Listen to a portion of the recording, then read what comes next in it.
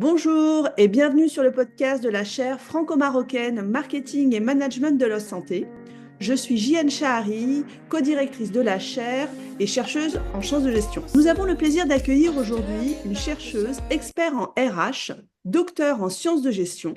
Elle a été DRH pour une société de biotechnologie et consultante pendant 15 ans.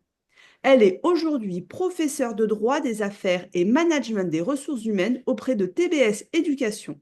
Nous avons le plaisir d'accueillir pour cet épisode Caroline Diard pour échanger sur un sujet très sensible en entreprise, le harcèlement au travail. Caroline, bonjour et merci d'avoir accepté mon invitation. Bonjour Gianne, merci à toi pour cette invitation. C'est un plaisir de venir échanger sur ce sujet qui est un sujet important pour les salariés comme pour les employeurs. Un grand merci, nous sommes ravis de t'accueillir. Caroline, qu'est-ce qui t'a amené à te spécialiser sur le sujet du harcèlement au travail? Alors, ce qui m'a amené à m'intéresser à ce sujet, c'est mon expérience de praticienne tout d'abord. En fait, j'ai eu des cas, comme dans beaucoup d'entreprises, à gérer à différents niveaux, dans différents secteurs d'activité.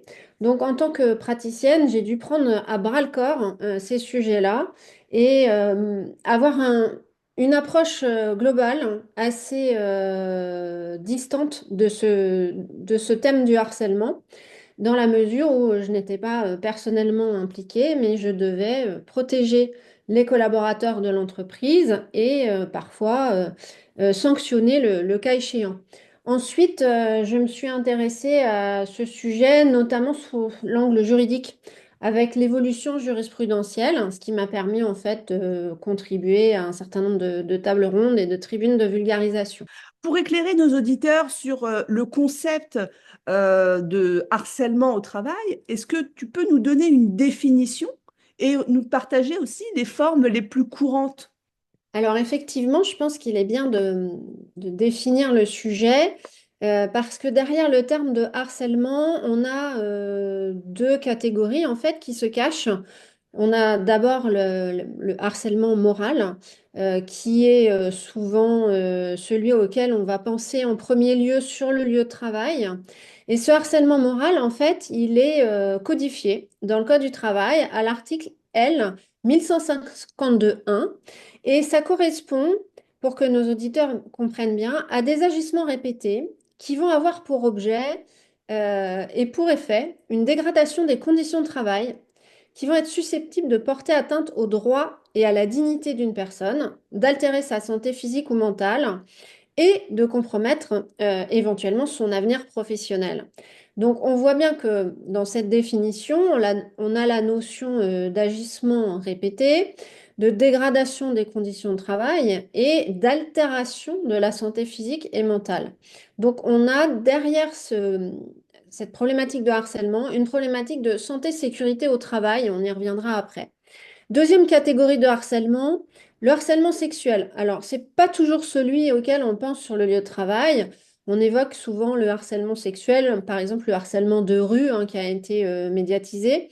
Alors, ce harcèlement sexuel, il est également codifié à l'article 1153.1 du Code du travail et ça correspond à des propos ou des comportements à connotation sexuelle qui sont répétés et qui vont porter atteinte aussi à la dignité en raison de leur caractère dégradant ou humiliant et qui peuvent créer à l'encontre d'un collaborateur une situation intimidante, hostile ou offensante.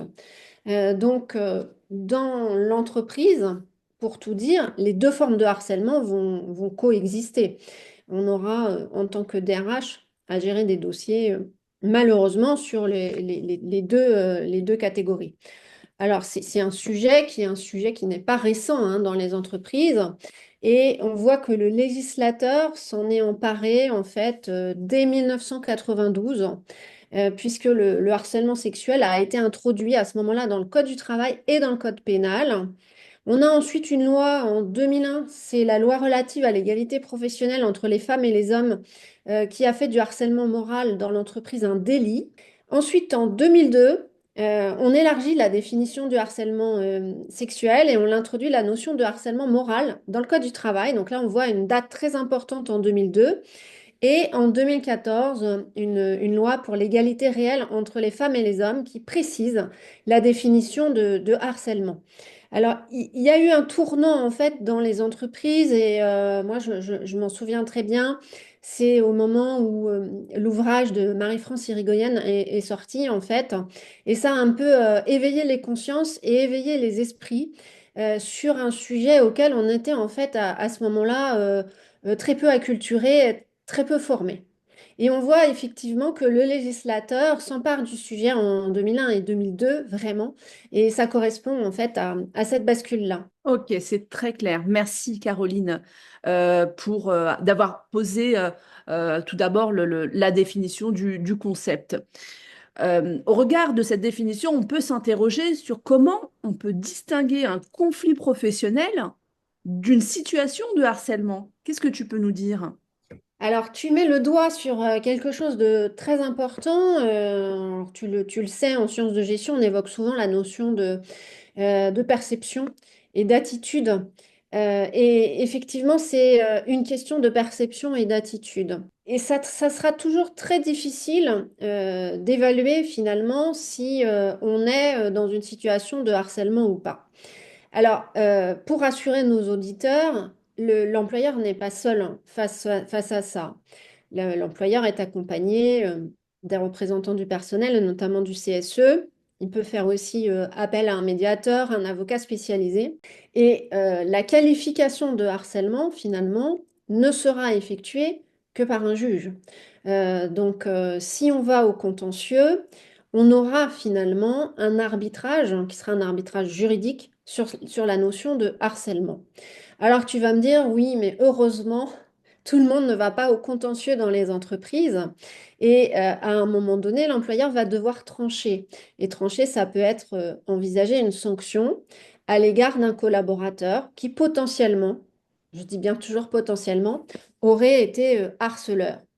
Alors, pour qualifier cette notion-là, pour l'envisager, il faut prendre en compte un certain nombre d'éléments. Alors déjà, pas tout mettre sur le champ de l'affectif, parce que je l'ai dit en propos introductif, on est vraiment sur la notion de perception.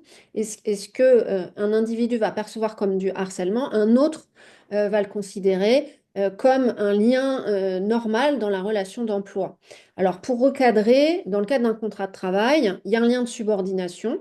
Donc, le lien de subordination suppose que l'employeur ou son représentant, c'est-à-dire le manager, donne un certain nombre de directives, fixe des objectifs et contrôle les missions. Donc, fixer des objectifs et contrôler des missions ne doit pas être confondu avec du harcèlement. Donc ça déjà, c'est un premier point. Alors après, on a effectivement toutes sortes de formes de harcèlement qui sont des sollicitations tardives, par exemple des sollicitations répétées, l'impossibilité de laisser le collaborateur se déconnecter. Ça peut effectivement à un moment donné être appréhendé comme une forme de harcèlement. Alors, quand on demande finalement à ce que des faits soient qualifiés devant la justice en France, il faut savoir que on est dans un état de droit où la charge de la preuve, en principe, en droit français, incombe au demandeur. Alors, le demandeur, c'est la victime, hein, pour que nos auditeurs comprennent. Et en matière de harcèlement, c'est très curieux, Gianne, puisqu'on a une inversion de la charge de la preuve. Donc, on est dans un format, finalement, dans un concept où on va avoir un droit d'exception. Et ce droit d'exception, il est aussi codifié hein, dans le Code du travail, c'est l'article L 1154-1. Et cet article indique que le salarié, en cas de harcèlement, doit seulement présenter des éléments de fait qui laissent supposer l'existence d'un harcèlement. Et c'est à l'employeur d'apporter la preuve que ces agissements ne sont pas constitutifs de harcèlement. Donc là, on voit une réelle problématique dans l'entreprise pour les employeurs qui vont avoir des personnes qui sollicitent les services ressources humaines en invoquant une problématique de harcèlement. Eh bien, l'employeur va devoir, lui, essayer de chercher des éléments de preuve. Donc ça, c'est quand même une curiosité. Autre point très important, le- les licenciements qui vont aller au prud'homme, qui vont aller jusqu'au contentieux, donnent lieu à un plafonnement des indemnités. C'est ce qu'on appelle le barème Macron, qui a été très médiatisé, très controversé. Une jurisprudence abondante sur ce sujet qui confirme la validité de ce barème. Mais ce barème, il peut être contourné dans un cas de harcèlement. Donc, on peut imaginer un collaborateur qui se sent menacé dans l'entreprise et qui va à un moment donné laisser des traces, c'est-à-dire faire des mails ou envoyer des courriers en se prétendant harcelé.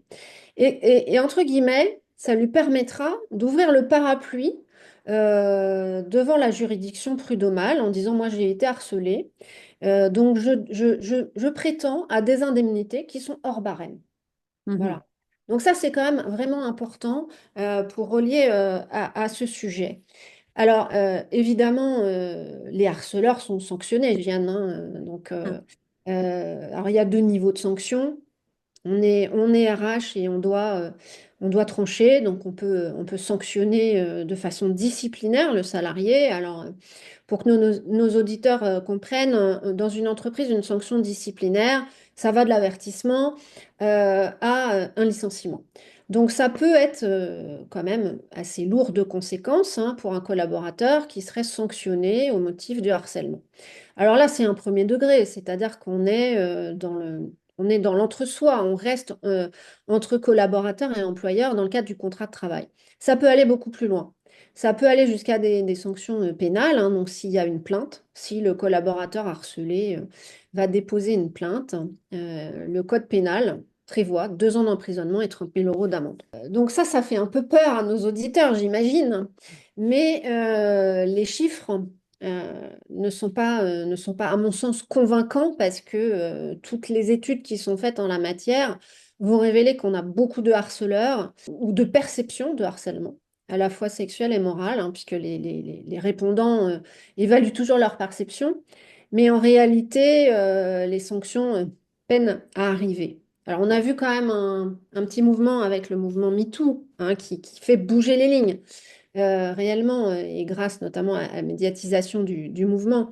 Mais quand on regarde les chiffres des enquêtes, qui sont des enquêtes institutionnelles, c'est vrai qu'on s'aperçoit que finalement, il y a des règles qui ont bien évolué, il y a un cadre juridique qui est très strict, mais que finalement, soit les victimes vont pas porter plainte, soit elles vont pas au bout, soit il n'y a pas les condamnations qui vont avec. Merci pour ces éclairages. Je te propose qu'on aborde les impacts du harcèlement au travail sur les victimes et sur les organisations. Selon ton expertise et selon la littérature, quels sont les impacts du harcèlement sur les victimes? Alors, le harcèlement sur les victimes, ça produit en fait des risques psychosociaux. Donc ça va produire du stress, de l'anxiété. Et la littérature, alors il y a une littérature anglo-saxonne assez abondante, ce concept qui s'appelle en fait dans cette littérature le mobbing, qui est très bien décrit et qui correspond en fait à la mise à mort du salarié, réellement. C'est-à-dire qu'il va y avoir un individu ou un groupe d'individus qui vont pousser un collaborateur à la démission, voire jusqu'au suicide. Donc ça, c'est très bien décrit dans la littérature. Donc ça peut être grave, le harcèlement. Alors si un salarié se sent harcelé, il peut très bien réagir, se défendre et dire, bon, je vais demander une mutation, je vais changer de service, je passe à autre chose. Ou alors il peut quitter le terrain, il peut se dire, je démissionne. Donc ça, finalement, ben, pour l'employeur, c'est la meilleure solution parce que ça sera vite réglé et on passera à autre chose. En réalité, c'est une vision très court terme parce que ça veut dire on s'est séparé de la victime et finalement, le harceleur est resté dans la place. Et un harceleur qui se respecte, eh bien, c'est un harceleur qui continue. Donc, c'est un harceleur qui va trouver d'autres victimes. C'est un harceleur qui, dans son mode de fonctionnement, dans ses mécanismes, va chercher des proies. Donc, c'est quelqu'un qui est en fait un prédateur dans l'entreprise et lui, on l'a gardé, on ne l'a pas sanctionné. Donc, avoir des cas, et les cas sont, enfin, sont documentés, où des personnes vont quitter l'entreprise parce qu'elle considère que vaut mieux se protéger et ne pas aller au contentieux et tourner la page, ce qui est plutôt sain, et ne pas en arriver à avoir des situations anxiogènes et qui pourraient aller jusqu'à la dépression et au suicide. Donc ça, c'est plutôt la bonne solution pour la victime. Mais en réalité, c'est pas réparateur et ça va pas aider le collectif. Parce que le collectif, il reste en place et le collectif, en gros, l'employeur ne l'a pas protégé. C'est-à-dire que l'employeur a laissé faire, il a bon, profité de l'opportunité de la démission du collaborateur victime et finalement, le problème n'est pas réglé et le problème reviendra de toute façon de manière récurrente. Alors, on a la notion de, tu posais la question du problème de l'organisation. Alors, il y a l'exemple emblématique de France Télécom devenu Orange. Entrepris, on peut le dire, une forme de harcèlement institutionnel. Alors, il y a eu à un moment donné de l'histoire de l'entreprise un changement de stratégie, donc c'était le plan Next, hein.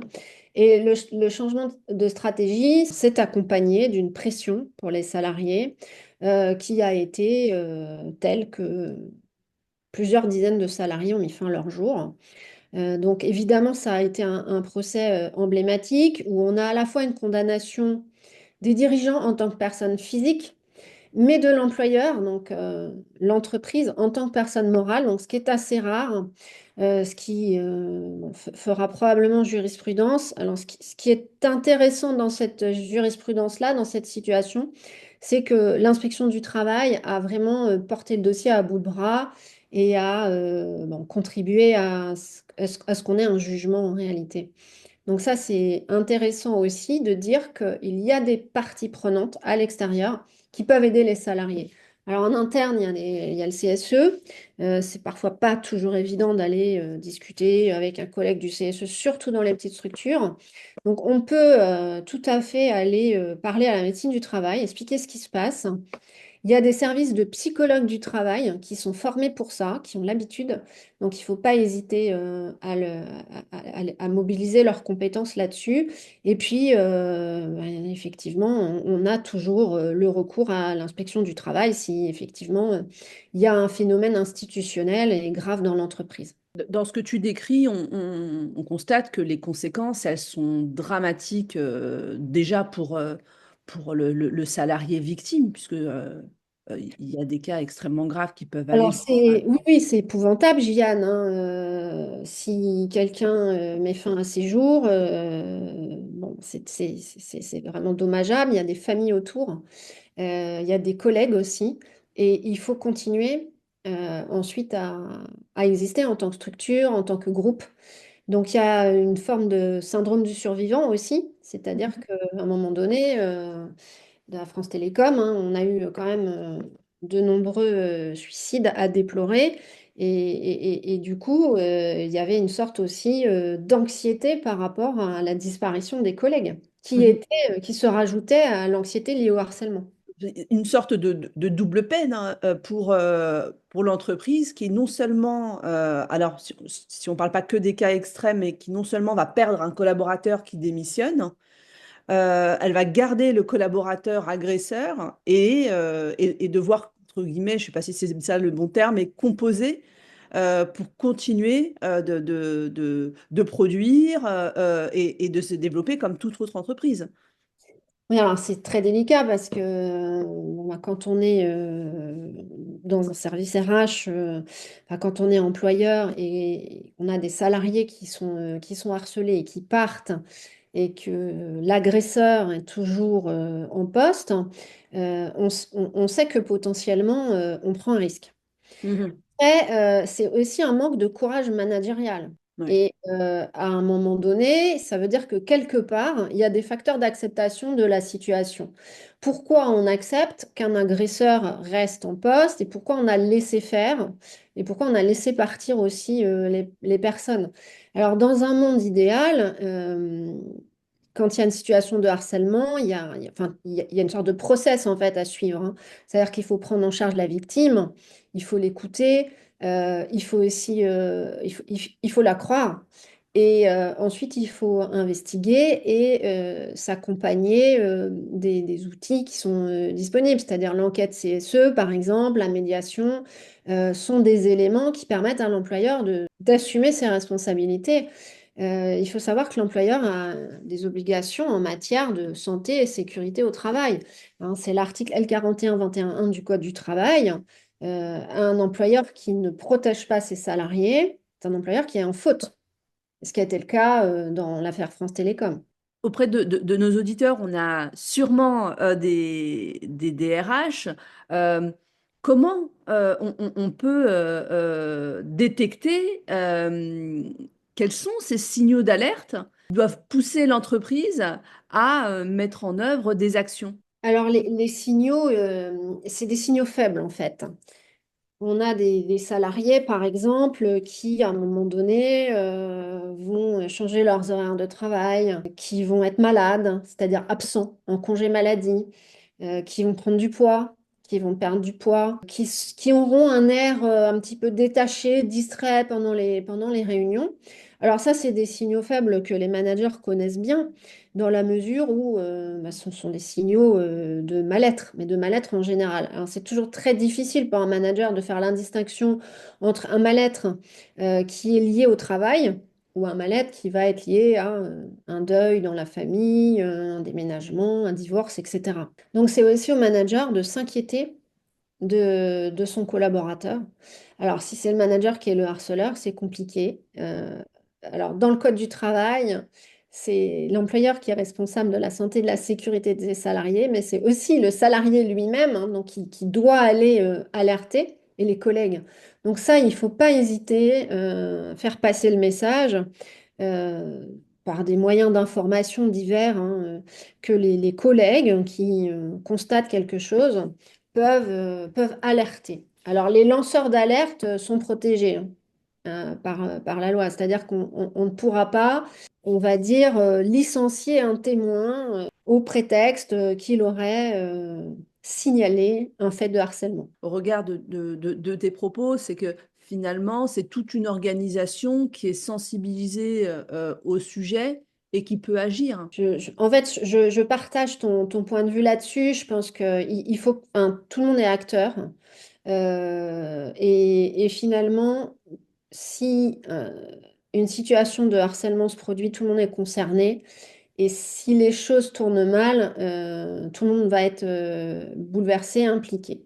Donc, il faut absolument que les collaborateurs et les employeurs prennent conscience que c'est vraiment un sujet qui est un sujet commun.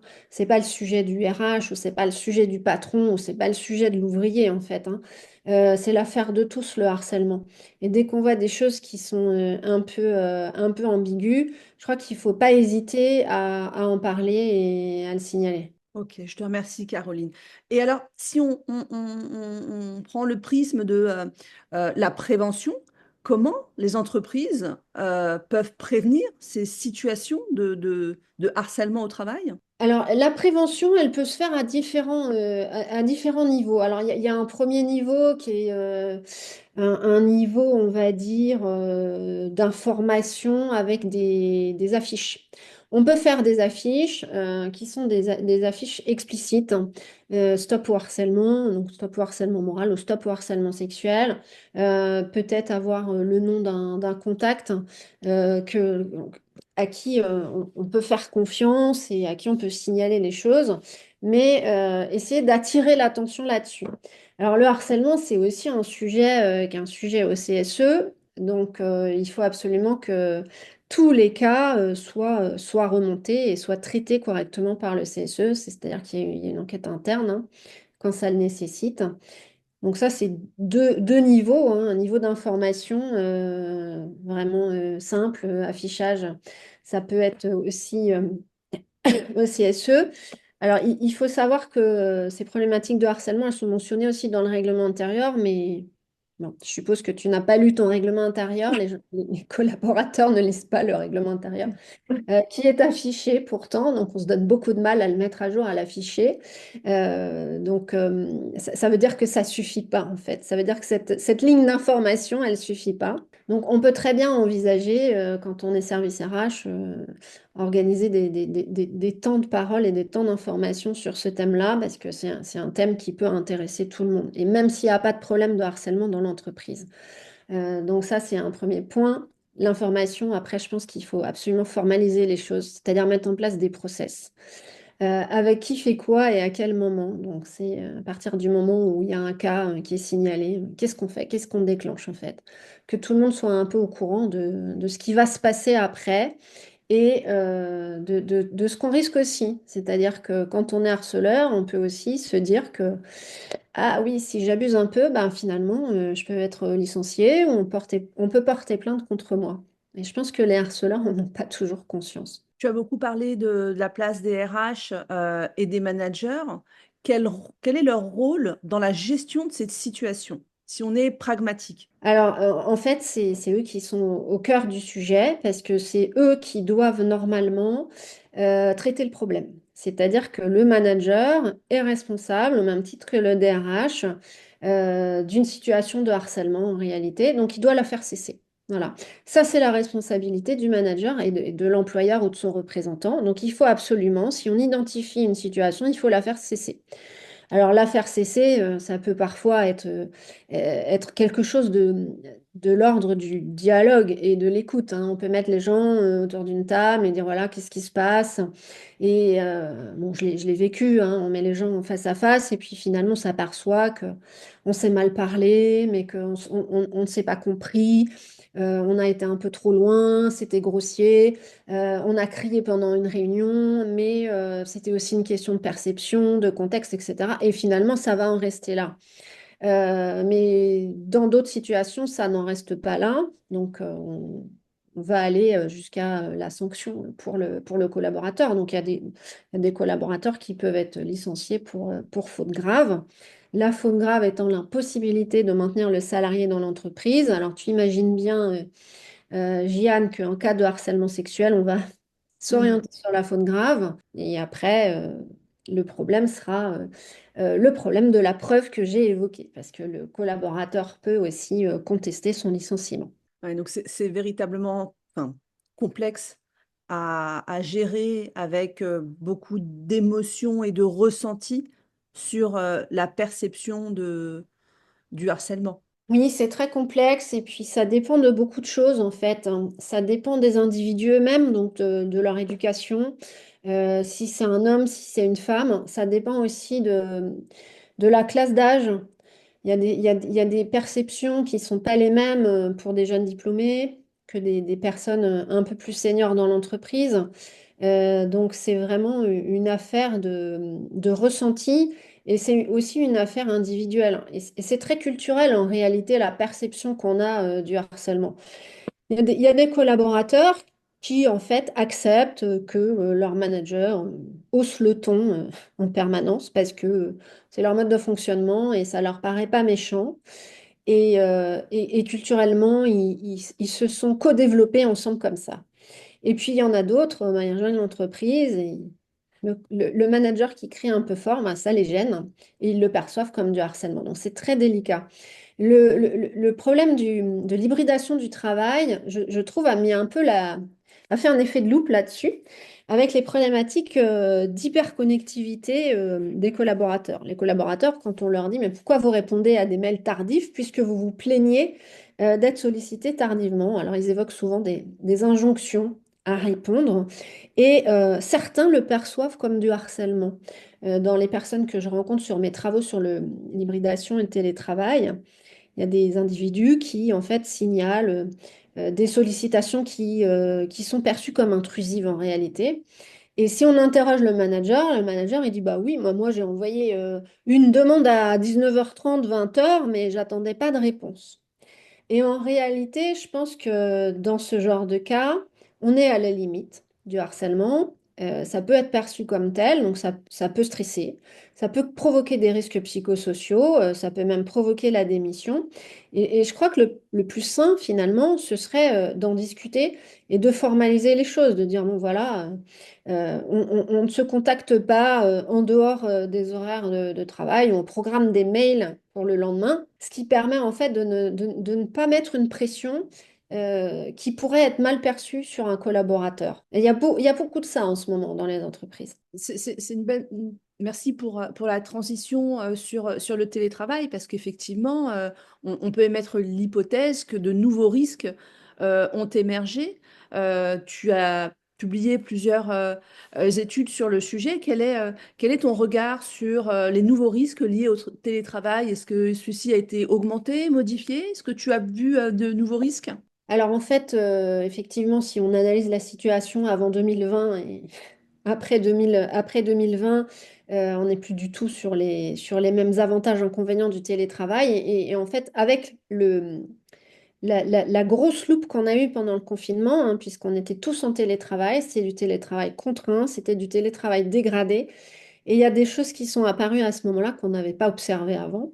Et notamment, cette problématique de harcèlement est ressortie à ce moment-là, qui est liée à une injonction à être tout le temps connecté en réalité. Alors, je pense que dans ces situations-là, il y a un peu des torts des deux côtés. Certains collaborateurs, en fait, finalement, acceptent une forme de soumission électronique au manager et après se plaignent potentiellement de harcèlement. Donc, c'est ça qui est dangereux.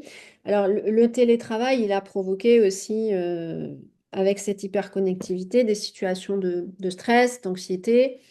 Il y a eu beaucoup de burn-out après le confinement. Bon, là, on est dans des situations hybrides, hein, donc là, on est dans une situation plutôt bien maîtrisée et bien régulée. Donc, il y a un retour à la normale aussi. Donc, ces risques-là, ils sont quand même un peu gommés actuellement. Et les entreprises en ont pris conscience, donc elles ont formalisé les choses et elles ont aussi été vigilantes sur ce point. Donc tous les risques qu'on avait observés pendant le confinement, bon, ils existent encore, ça a eu le mérite de les révéler, mais c'est vrai qu'on en a pris conscience. Donc on fait aussi de la prévention à ce niveau-là pour les risques en mode hybride. Et toujours dans l'idée d'éclairer nos auditeurs, comment, selon toi, le harcèlement se manifeste quand on est en distanciel dans nos environnements virtuels, finalement? Alors, le harcèlement en distanciel, ça peut être deux formes, hein. C'est des sollicitations en fait très fréquentes et une forme de contrôle déviant qui va s'opérer, c'est-à-dire quelqu'un qui systématiquement va exiger qu'on active la caméra, quelqu'un qui va profiter finalement de la distance pour faire des remarques sur la façon de parler, sur le physique, sur le travail, etc. Des choses qu'on ne se serait pas permises en fait en présentiel. Alors, et du coup, comment les RH, les managers peuvent détecter ces situations, d'autant plus quand les équipes sont à distance? Alors, c'est un peu compliqué de détecter quand les équipes sont à distance. Alors, heureusement, les équipes, elles sont plus en full remote. Donc, les équipes reviennent. Alors, on va revenir à nos signaux faibles, hein. C'est-à-dire que quelqu'un qui présenterait une situation de mal-être, tout de suite, ça doit alerter et peut-être que les choses se passent pas bien quand on est à distance. Une nouvelle fois, hein, quand on a la perception du harcèlement, il faut tout de suite en discuter avec son manager. Si c'est le manager qui est le harceleur, il faut absolument en discuter avec le service RH. Donc le service RH, il doit recueillir la parole des personnes qui, alors je vais pas dire les victimes, mais des personnes qui auraient la perception de ce harcèlement à distance. On va rester sur le télétravail et sur l'impact sur les relations professionnelles, si tu en es d'accord.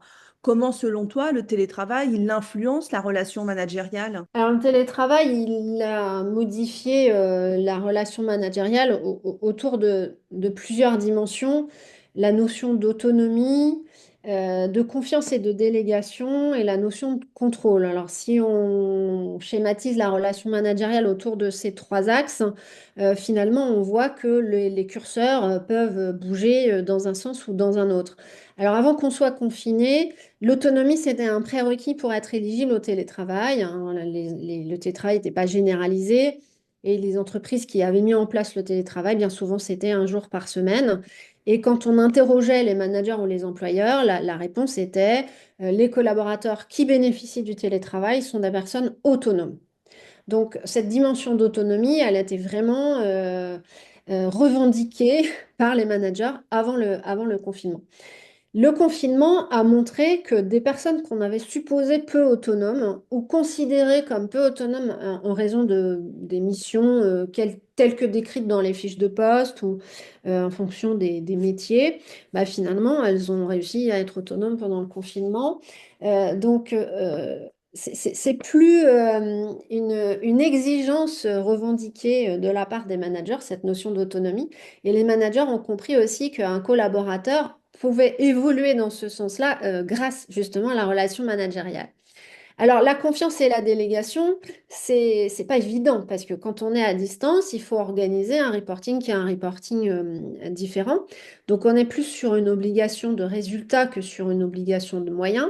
Et ça suppose que le manager lâche prise. Et là, on est à nouveau sur notre sujet potentiellement de harcèlement Jian, Mm. puisque le manager doit pouvoir se dire que le collaborateur qui n'est pas sous ses yeux, est en train de travailler, ou même s'il n'est pas en train de travailler, de toute façon, les tâches vont être effectuées dans les temps impartis. Donc, ça suppose de la part des managers d'accepter le fait qu'il y ait une forme d'auto-organisation. Et sur la notion de contrôle, alors avant le confinement, on avait beaucoup de choses qui ressortaient en matière d'autocontrôle, d'autodiscipline, qui sont intéressantes. Alors, on a vu pas mal de contrôles apparaître pendant le confinement, des formes de contrôle émergentes, hein, notamment activation, pas activation de la caméra. La relation managériale, elle est en train d'évoluer dans le bon sens, c'est-à-dire que les managers apprennent à faire confiance pour moins contrôler ou en tout cas mettre en avant des éléments de contrôle qui sont des éléments acceptés par tous. Et je reviens sur ce que j'ai dit au début de notre échange, Jeanne. Contrôler un salarié fait partie de la relation de travail. Ce n'est pas quelque chose qui est interdit, ce qui est souvent ce que les collaborateurs imaginent. Ils considèrent que l'employeur ne doit pas les contrôler. Alors, le contrôle n'a pas uniquement un sens péjoratif, hein. Les contrôles abusifs, un contrôle qui n'est pas proportionné ou qui n'est pas légitimé, qui serait interdit. Comment maintenir un climat de travail qui soit respectueux et sain dans un contexte de travail à distance? Alors, un climat de travail respectueux et sain dans un contexte de travail à distance, c'est un peu l'affaire du manager finalement. Et ça sera la même chose qu'en présentiel, c'est-à-dire comment on s'assure que le collectif de travail avance ensemble, respectueusement, c'est-à-dire en se respectant les uns et les autres, et en ayant conscience que les situations des uns et des autres aussi peuvent être variées. Alors, c'est ce qui est difficile dans des équipes à distance et des équipes dispersées. Exemple, on aura une personne qui va être en télétravail le lundi, l'autre elle va être en télétravail le vendredi. Et c'est là où la cohésion d'équipe est compliquée en fait pour le manager. Donc il faut absolument imaginer des temps et des espaces qui sont communs à tous. C'est-à-dire qu'il faut avoir des moments où on est tous là en même temps. Puisqu'en télétravail, la notion d'espace et de temps est importante, hein. Donc Laurent Tasquin avait inventé ce terme de déspatialisation, hein, qui a été largement repris dans la littérature. Et en fait, c'est un peu la clé finalement, cette notion de temps et d'espace, puisqu'on a une imbrication des temps. Les temps sociaux, les temps familiaux et le temps de travail, tout ça, ça se mélange, il y a une porosité. Puis il y a une imbrication aussi des espaces, parce que l'espace de travail a souvent investi aussi l'espace personnel. Et le manager, il doit créer en fait une sorte d'espace et de temps un peu neutre où tout le monde va être concentré sur un projet à un instant T. Alors, c'est pas évident. Alors, beaucoup de collaborateurs se plaignent finalement que les managers essaient d'organiser ces espaces collectifs. Et certains le formulent très bien en disant, oui, mais il y en a toujours un qui n'a pas pu venir et qui est en Teams et c'est insupportable. Voilà. Donc, c'est aussi une forme d'autodiscipline dans l'équipe de se dire, on fait l'effort. de venir quand il y a une proposition d'un temps collectif, alors qui peut être un temps formel ou un temps informel, hein. Le manager peut aussi très bien imaginer des opérations de team building pour souder les uns et les autres et aussi peut-être un peu pour essayer de sentir le climat. Est-ce que tu aurais des recommandations, des conseils à destination des managers sur leur posture afin de s'assurer de ne pas adopter de comportements qui pourraient être perçus comme du harcèlement à destination de ses collaborateurs? Alors, je pense qu'on peut donner un petit conseil aux managers, c'est par rapport au droit à la déconnexion. Quand on a une idée et qu'on veut en faire part à son équipe, ben, on peut très bien écrire le mail et puis le laisser dans les brouillons ou alors le programmer pour une autre fois, enfin, sur des temps qui sont des temps plus acceptés par les collaborateurs. Ne pas systématiquement forcer l'activation de la caméra parce que ça peut être perçu comme parfois intrusif dans certaines situations. Ne surtout pas donner l'impression aux collaborateurs que, on va contrôler davantage son travail quand il est à distance. C'est-à-dire que, il faut absolument se mettre d'accord en amont sur un mode de reporting qui est un mode de reporting accepté en fait et négocié. Donc si le collaborateur te promet de t'envoyer un fichier Excel le vendredi à 16 heures, bah, tu sais que tu auras le fichier Excel le vendredi à 16 heures. Donc tu réagis que si tu l'as pas, mais sinon tu réagis pas. Et ça évitera que bah, on réclame le document en question à midi, que le collaborateur va dire oui, mais il abuse, c'est midi, je suis en train de manger, etc. Et là, ça serait honnêtement pas du harcèlement, mais ça pourrait être perçu comme tel. Donc je crois qu'il faut se donner voilà, des limites par rapport à ça et surtout des limites qui sont négociées. Qu'est-ce que le collaborateur est capable de produire, dans quel délai, comment on fait, et un peu à la manière de la façon habituelle de fixer des objectifs à un collaborateur. Quand on négocie les choses, qu'on en discute en amont, c'est pas perçu comme du harcèlement. Si on te dit tu dois vendre 100 et qu'à la fin de l'année, on fait le point sur cette base 100, tu te sens pas harcelé. Si je te dis bah, tu dois vendre plus, mais que je t'ai rien dit, et que à la fin de l'année, je te dirais, mais moi j'attendais 200. Là, c'est quand même, bon, c'est sujet à débat, on va dire. Donc on peut se sentir effectivement harcelé. Ce que j'entends, c'est que finalement, enfin, l'un des leviers, c'est l'écoute, la discussion, l'échange entre le collaborateur et son manager et la co-construction De règles communes, en fait, de règles communes acceptées, en fait. des règles communes acceptées et partagées. Et si on se place du point de vue des entreprises, comment elles peuvent adapter leur politique de lutte contre le harcèlement en contexte de télétravail? Alors les entreprises, elles ont énormément formalisé, hein. Depuis la crise, il y a eu beaucoup d'accords qui ont été signés et des chartes. Donc ça, c'est plutôt vraiment, enfin, c'est vraiment une bonne chose.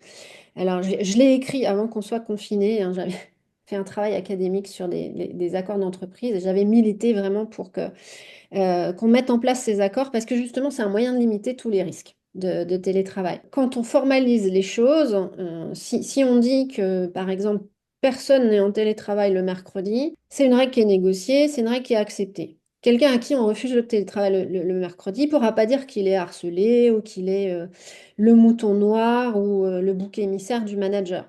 C'est écrit, donc c'est pas contestable. Et ça va en fait, à mon avis, désamorcer bien des conflits en amont quand on formalise les choses et quand on met aussi en place des process. Alors on peut très bien imaginer mettre en place des process de rencontre des travailleurs à distance plus fréquents que les collaborateurs en présentiel.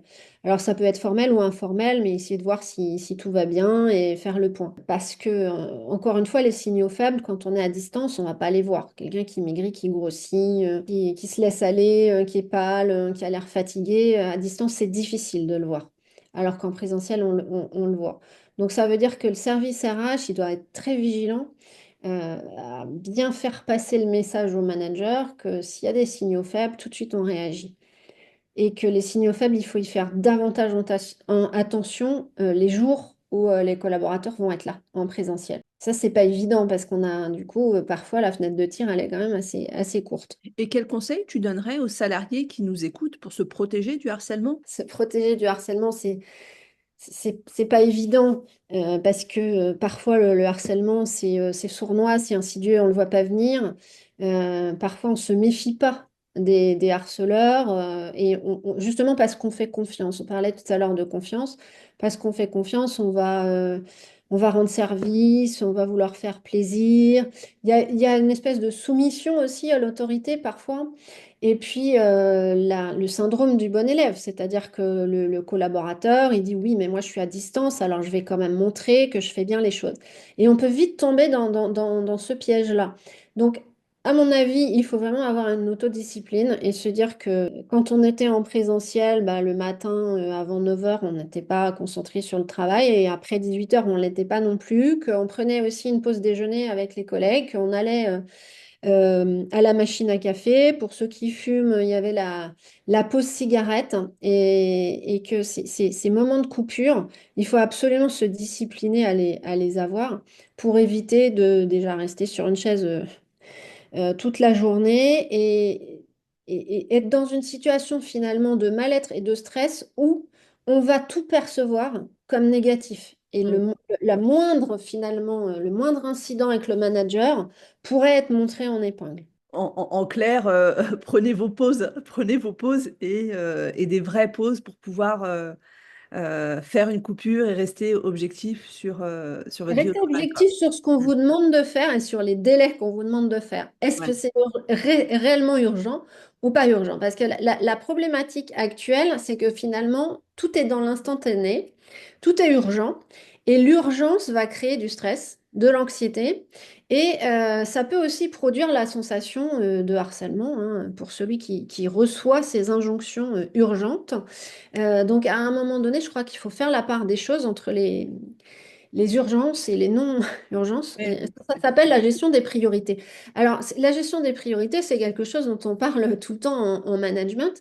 Mais là, c'est vrai que comme on est à distance avec des outils technologiques, la notion d'instantané, en fait, elle s'est introduite insidieusement dans cette relation managériale. ouais, c'est pas parce que je reçois une demande que je dois la traiter instantanément, en fait, c'est ça aussi. Voilà, c'est ça. Je reçois une question, bah, très bien, je vais répondre à la question. Déjà, je prends le temps de me poser pour y répondre.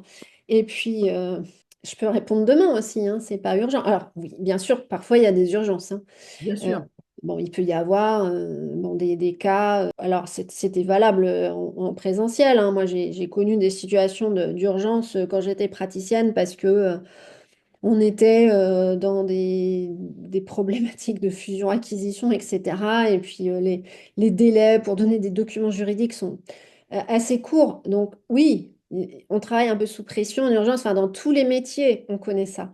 Mais avec le télétravail, la notion d'urgence, c'est un peu systématisé à mon avis. Et puis, comme tu l'as dit très justement, la perception. C'est une question de perception. Alors, il y a des collaborateurs qui aiment bien travailler sous pression, dans l'urgence, et qui le disent d'ailleurs. Qui disent oui, moi j'aime bien, ça me rend vivant, j'ai ma petite décharge d'adrénaline. Euh, Hmm. mais en réalité, c'est pas quelque chose qui est sain pour tout le monde. Donc il faut vraiment faire attention à ça. Donc se dire qu'on reçoit des choses et qu'on va les traiter au fur et à mesure.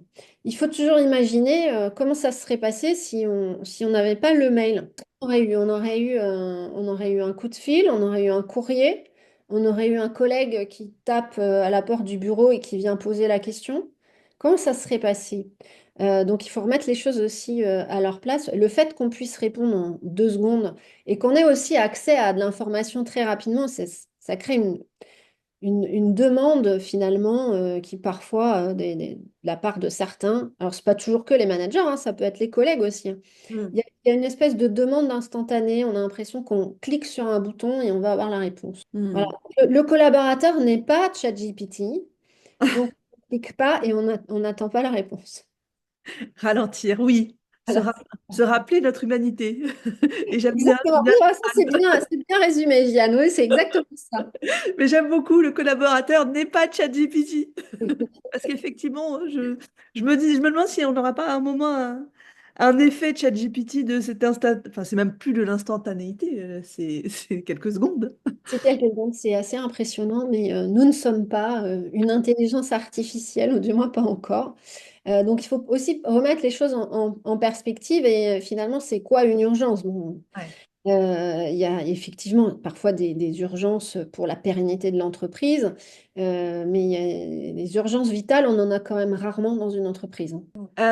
Pour terminer, quel message tu souhaites faire passer aux étudiants, aux salariés, aux managers et aux dirigeants qui nous écoutent pour mieux lutter contre le harcèlement au travail? Alors, un message, essayez toujours effectivement, je vais rebondir sur ce que tu as dit, Jeanne, parce que là, c'est à propos sur toujours réfléchir en termes d'humanité. C'est pas parce qu'on est derrière un écran et qu'on travaille avec des logiciels et des machines que derrière, il n'y a pas des individus avec une sensibilité, avec des émotions, avec des perceptions. Donc, essayez toujours de comprendre avec qui on travaille et qu'est-ce qui peut affecter la personne avec qui on travaille. Et surtout, surtout, déconnectez et ne forcez pas vos partenaires, hein, que ce soit des collègues ou des subordonnés, ne les forcez pas à répondre dans une urgence qui n'en est pas une. Caroline, un grand merci pour tes éclairages sur cette thématique hautement sensible en entreprise. Je mettrai les liens de tes articles sous la vidéo. Très bien. J'invite également nos auditeurs à suivre ton actualité sur LinkedIn où tu postes régulièrement tes articles passionnants. Chers auditeurs, merci d'avoir écouté cet épisode et je vous dis à bientôt. Ma salama. Au revoir Caroline. Au revoir, Gian.